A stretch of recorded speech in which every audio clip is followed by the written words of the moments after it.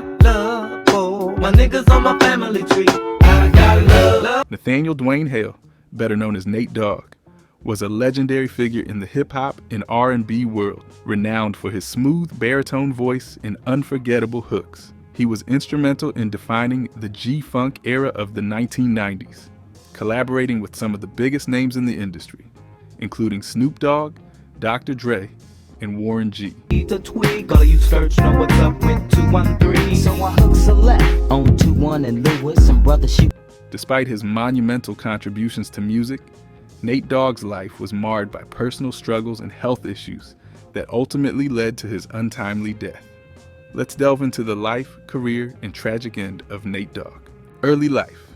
Nathaniel Dwayne Hale, known by his stage name Nate Dogg, was an influential American singer, rapper, and actor, renowned for his contributions to the West Coast hip-hop scene. Born on August 19, 1969, in Long Beach, California, Nate Dogg's early life was steeped in music and spirituality, setting the foundation for his future career. Nate Dogg was born to Daniel Lee Hale and Ruth Holmes. Growing up in Long Beach, a city with a vibrant cultural and musical history, Nate Dogg was exposed to various musical influences from a young age. His father, a pastor, instilled in him a strong sense of faith and community. During his high school years at Long Beach Polytechnic High School, Nate Dogg formed a close friendship with Warren Griffin, better known as Warren G. This friendship would prove pivotal in his musical career, as Warren G later played a crucial role in introducing Nate Dogg to the wider hip-hop community. Era, G-Funk, step to this, I dare ya.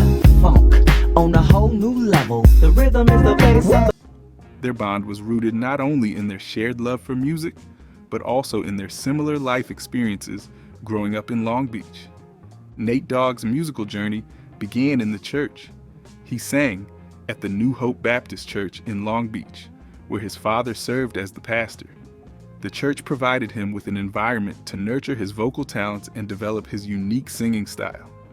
His performances at the New Hope Baptist Church were characterized by a deep, resonant voice that would later become his signature sound.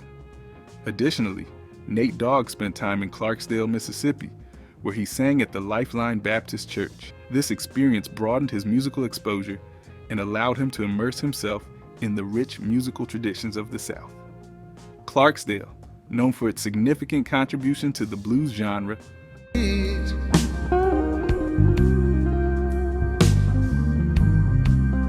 undoubtedly influenced Nate Dogg's musical style, infusing his performances with a blend of gospel, soul, and blues elements. At age 17, Nathaniel Dwayne Hale, better known as Nate Dogg, made a significant decision that shaped the course of his life. Dropping out of Long Beach Polytechnic High School, Hale left home and within just 30 days enlisted in the United States Marine Corps. This choice reflected a desire to test his mettle and gain a sense of independence and responsibility.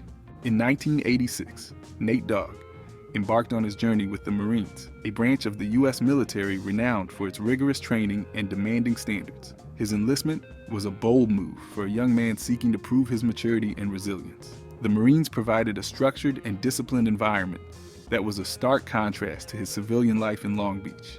Hale was stationed at Camp Schwab in Okinawa Prefecture, Japan. Camp Schwab is a significant U.S. Marine Corps base known for its strategic importance and extensive training facilities. During his time there, Nate Dogg served in the Material Readiness Battalion of the 3rd Force Service Support Group. This battalion was responsible for supplying ammunition across the Pacific, a critical logistical role that supported various military operations and exercises. As an ammunition specialist, Hale's duties involved the meticulous management and distribution of ammunition. This role required a high level of precision and responsibility, ensuring that supplies were properly accounted for and safely handled. The experience provided him with valuable skills in organization, attention to detail, and logistics, which would later influence his professional demeanor and work ethic in the music industry.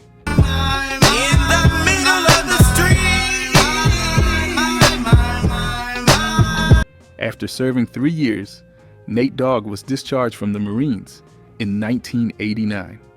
Reflecting on his time in the military, He would later say that he joined because he wanted to see if he was a man. I think that'll mature somebody. I think all of those life experiences have turned him from being a young, naive superstar into being a grown-ass man. Returning to civilian life after his discharge, Nate Dogg faced the challenge of reintegrating into society and finding a new path. In 1990, Nate Dogg, along with his childhood friend Snoop Dogg and Warren G, formed a rap trio known as 213. The group was named after the original area code of Long Beach, California, their hometown. This collaboration marked the beginning of Nate Dogg's journey into the music industry. Musical career. The trio's chemistry was undeniable, blending Nate Dogg's smooth vocals with Snoop Dogg's laid-back rapping style and Warren G's production skills. The trio recorded their first demo tape in the back of VIP Records, a local record store in Long Beach that played a pivotal role in the careers of many aspiring artists. This demo was a raw and unpolished glimpse into the potential of 213, capturing the essence of their unique sound. The demo tape, which featured a mix of rapping and singing, showcased Nate Dogg's distinctive voice, which would later become his trademark. The demo tape found its way to Dr. Dre, a prominent figure in the hip-hop industry and a former member of the iconic group NWA Dr. Dre heard the tape at a bachelor party and was immediately impressed by the talent of the trio, particularly Nate Dogg's smooth, melodic singing. Recognizing the potential of this new sound, which combined elements of soul, funk, and hip-hop, Dr. Dre decided to bring them into his fold. Nate Dogg made his official debut on Dr. Dre's first solo album, The Chronic, released in 1992. This album was a game changer for the hip-hop industry, introducing the G-Funk style, which blended gangsta rap with funky beats and melodic hooks. The sounds of a dog bring me to another day. Play with my phone. Nate Dogg's contributions to the album were significant, particularly on tracks like D's Newts and Lil Ghetto Boy, where his smooth vocals provided a contrast to the gritty rapping. Nate Dogg's performance on The Chronic was well received by critics and fans alike. His ability to sing melodically while conveying the rawness of street life resonated with a broad audience. This blend of singing and rapping became his signature style, setting him apart from other artists in the genre. His voice added a unique dimension to the G-Funk sound, making it more accessible and appealing to a wider audience. In 1993, following the success of The Chronic, Nate Dogg signed with the Dr. Dre's label, Death Row Records.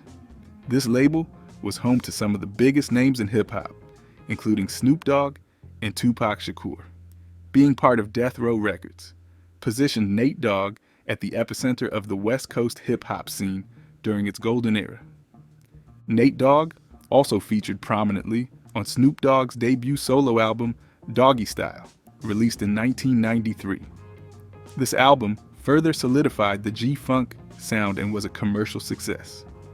Nate Dogg's most notable contribution to the album was on the track Ain't No Fun, If the Homies Can't Have None, where his smooth, soulful singing contrasted with the hard-hitting verses of Snoop Dogg, Corrupt, and Warren G rise to fame.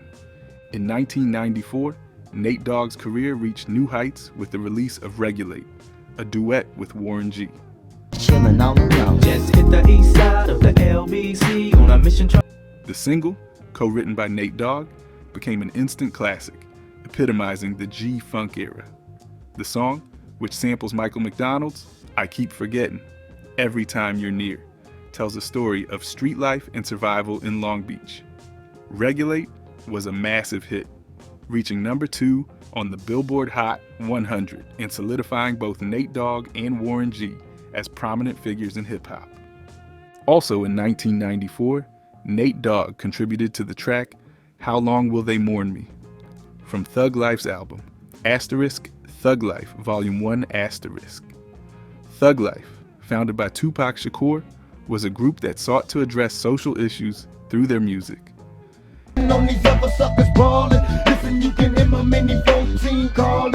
Nate Dogg's soulful hook on this track added a poignant depth to the song, which mourned the loss of fallen friends and reflected on the struggles of life in the streets. In July 1998, as Nate Dogg was leaving Death Row Records, the label released his double album, G-Funk Classics, Volume 1 and 2. The album had faced delays of about 2 years, but it showcased Nate Dogg's versatility and unique style. The project featured a mix of new tracks and previously unreleased material, further cementing Nate Dogg's status as a pioneer of the G-Funk sound. The album included collaborations with artists like Tupac, Snoop Dogg, and Warren G, highlighting Nate Dogg's ability to blend seamlessly with other prominent musicians. In 2001, Nate Dogg released his follow-up album, Asterisk, Music and Me Asterisk, under Elektra Records. The album peaked at number 3 on the Billboard Top R&B/Hip Hop Albums chart, demonstrating Nate Dogg's enduring appeal. Asterisk, Music and Me Asterisk featured collaborations with a variety of artists, including Dr. Dre, Snoop Dogg, and Ludacris. The album's lead single, I Got Love, received significant airplay and further showcased Nate Dogg's signature melodic hooks and smooth delivery. In 2003, an unauthorized album titled Asterisk, Nate Dogg Asterisk was released, containing tracks that had not been officially approved by Nate Dogg or his team. Despite this, the album gained attention due to Nate Dogg's established reputation and the public's hunger for more of his music. Nate Dogg became renowned for his ability to craft memorable hooks, making him a highly sought-after collaborator. His voice added a distinctive flavor to any track he featured on, often becoming the highlight of the song. His contributions to various artists' tracks helped them achieve greater commercial success, and his hooks became iconic in their own right. As a featured artist, Nate Dogg charted 16 times on the Billboard Hot 100. His collaborations spanned across multiple genres, reflecting his versatility and broad appeal. In 2003, he reached number 1 on the Billboard Hot 100 as a featured artist on 50 Cent's hit single, 21 Questions. The song's success further solidified Nate Dogg's reputation as the go-to artist for catchy, soulful hooks. Nate Dogg's career is distinguished by numerous successful collaborations that have left an indelible mark on hip-hop and R&B. Nate Dogg's collaboration with Tupac on All About You from the album Asterisk, All Eyes on Me Asterisk, is a classic example of his ability to enhance a track. His smooth hook provided a melodic contrast to Tupac's gritty verses, contributing to the song's enduring popularity. One of his most iconic features, Nate Dogg's contribution to Dr. Dre's The Next Episode from the album Asterisk, 2001 Asterisk, is unforgettable.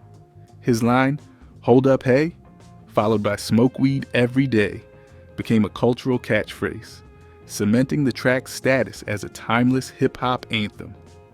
Nate Dogg's collaboration with Westside Connection on Gangsta Nation showcased his ability to complement the hardcore rap style with his melodic hooks.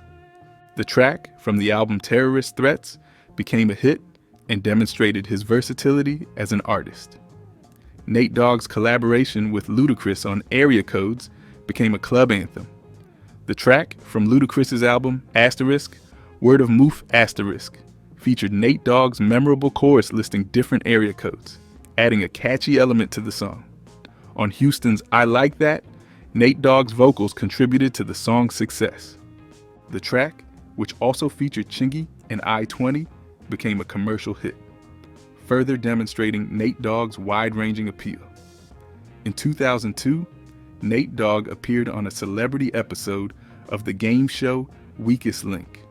Competing against other hip-hop artists, including Zbit and Young MC, Nate Dogg demonstrated his knowledge and quick thinking. He made it to the final 3 before being eliminated, showcasing his versatility beyond the music industry. Despite his musical success, Nate Dogg faced numerous legal challenges throughout his career. Legal issues. From the early 1990s to the 2000s, he had numerous run-ins with the law, ranging from robbery charges to substance offenses and allegations of assault and arson. Each incident added to the complexity of his public image, contrasting sharply with his musical achievements and contributions to hip-hop. These incidents often made headlines, reflecting the turbulent side of his life outside the music industry. In the early 1990s, Nate Dogg found himself in serious legal troubles. In 1991, he was charged with the robbery of a check changer shop. This incident marked one of the first major legal challenges in his life. 3 years later, in 1994, he faced another robbery charge, this time for an incident at a Taco Bell in San Pedro. However, in both cases, Nate Dogg was acquitted of the charges. But that's not all. In 1996, Nate Dogg was convicted of a substance-related offense in Los Angeles County. This conviction was a significant setback, coming at a time when his music career was gaining momentum. The specifics of the offense are not widely documented, but the conviction underscored the personal struggles he faced amid his professional achievements. One of the most serious legal issues Nate Dogg faced occurred on June 17, 2000. He was charged with a series of offenses, including kidnapping, assault, making threats, and arson. These charges stemmed from an incident involving his former girlfriend and her mother in Lakewood, California. Nate Dogg was accused of assaulting his ex-girlfriend and setting her mother's car on fire. The severity of the allegations brought significant media attention and legal scrutiny. Amid these serious charges, Dr. Dre, a longtime friend and collaborator, posted $1 million bond to secure Nate Dogg's release. Nate Dogg continually found himself entangled in legal issues. An incident occurred in 2002, adding to the series of legal challenges that marked his life outside the recording studio. On April 12, 2002, while Nate Dogg was on tour, his tour bus was stopped outside of Kingman, Arizona. During the search, authorities found 2 pistols and 4 ounces of cannabis on the bus. This discovery led to Nate Dogg being booked for possession of illegal substances and firearms. He was subsequently released on a $3,500 bond. The incident drew significant media attention, reflecting the ongoing struggles he faced with legal issues. Following the incident, Nate Dogg faced charges for both the possession of firearms and illegal substances. However, the legal proceedings took a turn the following month. In May 2002, the weapon charges were dropped after Nate Dogg pleaded guilty to the substance charge. This plea resulted in a more lenient sentence, which included probation, community service, and mandatory substance counseling. This resolution allowed Nate Dogg to avoid a potentially harsher penalty.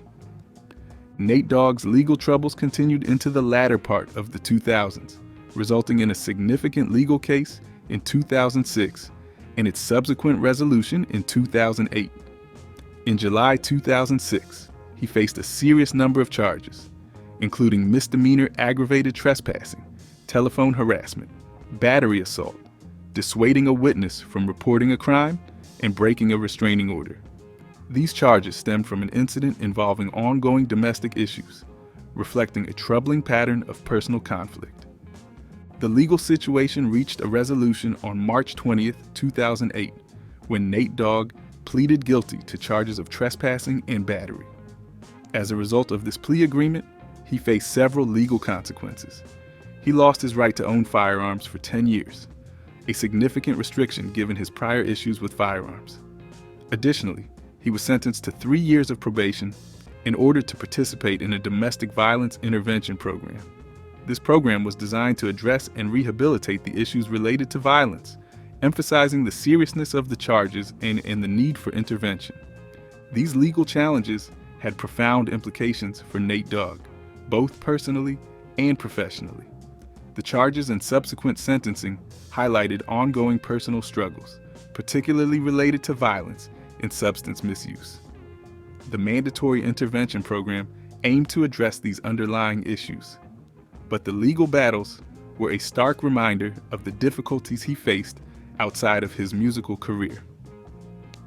On June 23, 2008, Nate Dogg found himself facing serious legal troubles again.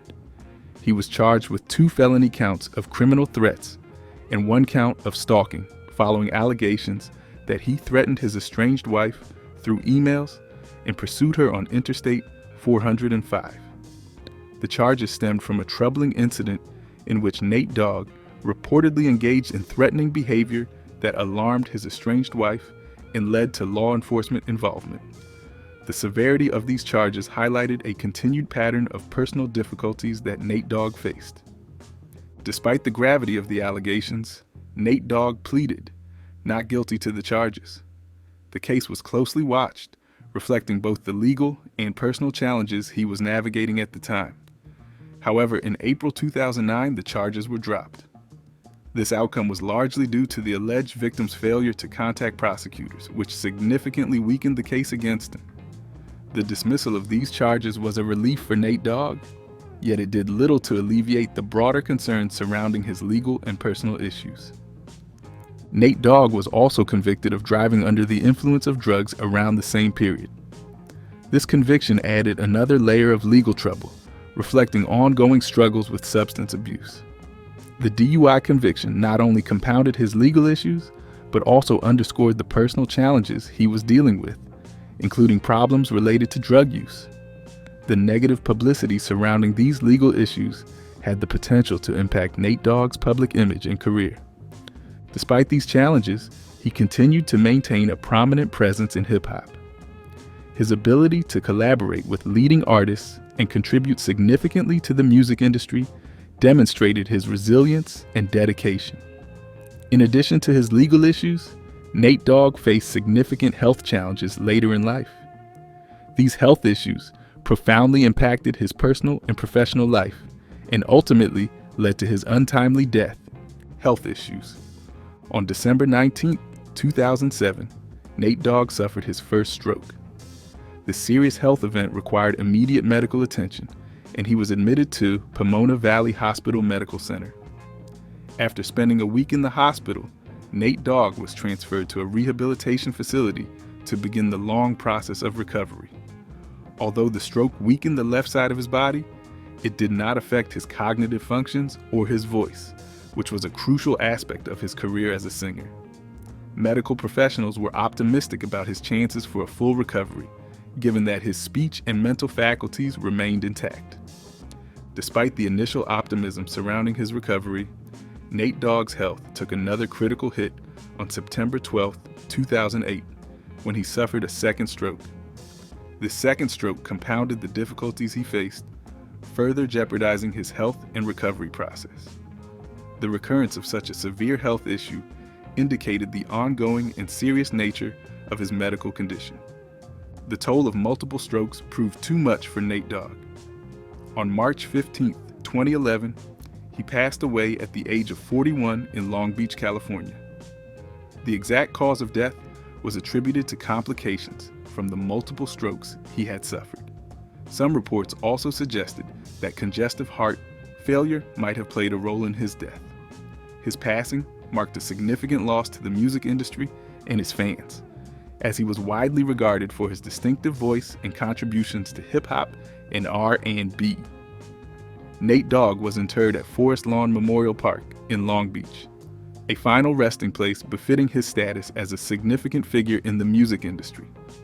His death was mourned by fans, collaborators, and friends alike, who remembered him not only for his musical talents, but also for his resilience in the face of personal and health challenges. Following Nate Dogg's death on March 15, 2011, from complications of multiple strokes or congestive heart failure at the age of 41, his estate became the center of a prolonged and complex legal battle. This battle involved his wife, LaToya Calvin, his surviving children, and the mothers of his children, reflecting the often tumultuous aftermath of the passing of a high-profile individual. According to court documents obtained by Radar Online, the $2.7 million estate of Nate Dogg was eventually split evenly among his wife and his 9 children, who were born to multiple women.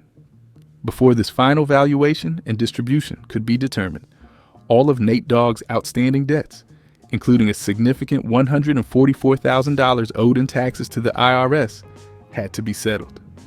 Additionally, all financial obligations to his children were resolved, ensuring that the estate was clear of any monetary encumbrances before the payout.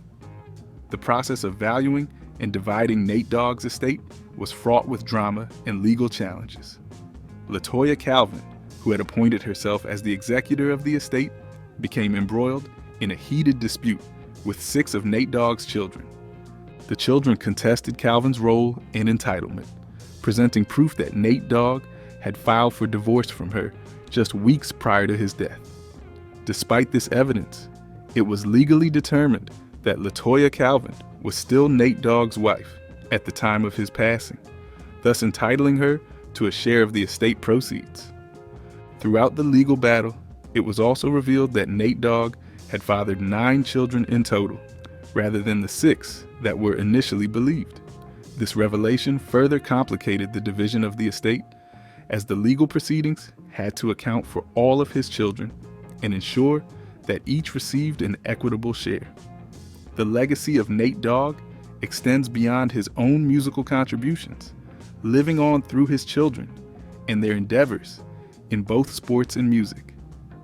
In 2013, Nate Dogg's son, Nigel Hale, made headlines when he committed to play football at the University of Washington. This commitment marked a significant step in Nigel's athletic career, showcasing his talents on the football field and carving out his own path, distinct from his father's musical legacy. A couple of years later, in 2015, Nate Dogg's other son, Nathaniel Jr., who had adopted the stage name Lil Nate Dogg, released his own album titled Asterisk, Son of a G Asterisk. This album signified Nathaniel Jr. Up's entry into the music industry, continuing the family tradition and honoring his father's musical influence. His adoption of the stage name Lil Nate Dogg was a direct nod to his father's legacy, blending familial ties with his burgeoning musical identity. Nigel Hale, while initially known for his athletic pursuits, also ventured into the music industry.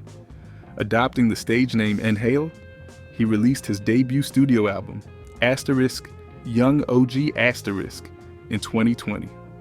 This album allowed Nigel to explore his own musical talents and contribute to the ongoing legacy of his father.